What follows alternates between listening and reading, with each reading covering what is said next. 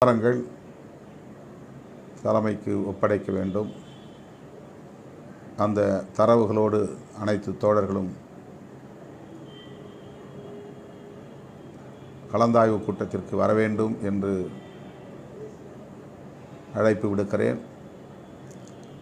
உங்கள் கருத்துக்களை கேட்டறிந்த பின்னர் மாவட்ட நிர்வாகத்தை சீரமைப்பது தொடர்பான விரிவான செயல் திட்டம் வரையறுக்கப்படும். அதுவே அதிகாரபூர்வமாக அறிவிக்கப்படும், நடைமுறைப்படுத்தப்படும் என்பதை தெரிவித்துக் கொள்கிறேன்.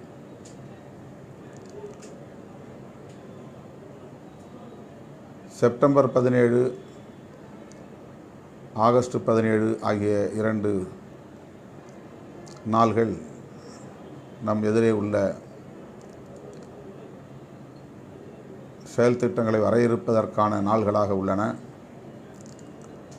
ஆகஸ்ட் 17 தமிழர் எழுச்சி நாள். ஒவ்வொரு ஆண்டும் ஏதேனும் ஒரு கருப்பொருளை முன்வைத்து நாம் அதற்கான செயல் திட்டத்தை அறிவிப்போம். இந்த ஆண்டு மது உள்ளிட்ட போதை பொருள்கள்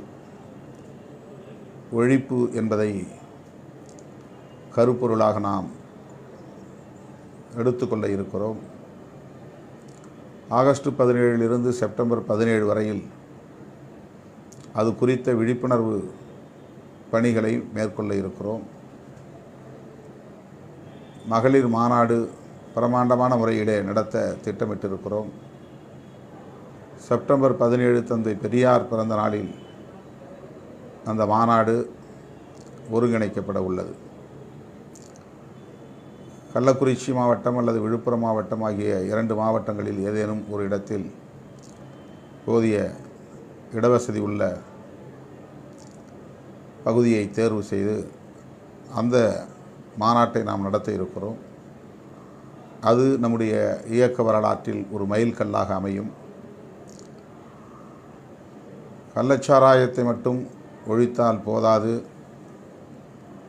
அனைத்து வகையான போதைப் பொருள்களையும் ஒழிக்க வேண்டும் என்பது குறித்த விழிப்புணர்வை மக்களிடத்திலே கொண்டு வர வேண்டிய கட்டாயம் எழுந்துள்ளது, நெருக்கடி எழுந்துள்ளது.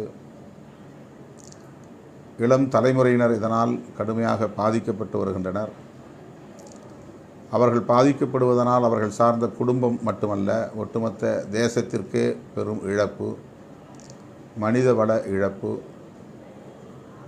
தேசிய அளவில் மதுவிலக்கு கொள்கையை, போதைப்பொருள் ஒழிப்பு கொள்கையை வரையறுக்க வேண்டும், அதை நடைமுறைப்படுத்த வேண்டும் என்பதை தொடர்ந்து நாம் வலியுறுத்தி வருகிறோம்.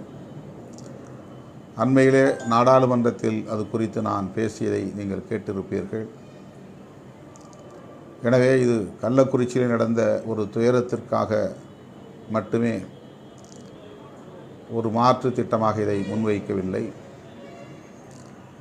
ஒட்டுமொத்த தேசமும் இதனால் பாதிக்கப்பட்டு இளம் தலைமுறையினர் சிதைந்து வருகிறார்கள், சீரழிந்து வருகிறார்கள். குறிப்பாக பெண்களும் இதனால் பாதிக்கப்படும் அவலம் ஏற்பட்டுள்ளது. பள்ளி கல்லூரி மாணவ மாணவியரும் இதனால் பாதிக்கப்படும் அளவுக்கு நிலைமை முற்றிக்கொண்டிருக்கிறது. ஆகவே மது உள்ளிட்ட போதைப்பொருள் ஒழிப்பை வலியுறுத்தக்கூடிய விழிப்புணர்வு பிரச்சாரங்களை நாம் விரிவாக மேற்கொள்ள இருக்கிறோம். இதற்கிடையில் கட்சி அங்கீகாரம் பெற்றதையொட்டி நிகழ்வு ஒன்றை ஒருங்கிணைக்கவும் எண்ணியிருக்கிறோம். அது குறித்த அறிவிப்பை பின்னர் செய்வோம் என்பதையும் இந்த நேரத்திலே நான் பதிவு செய்து,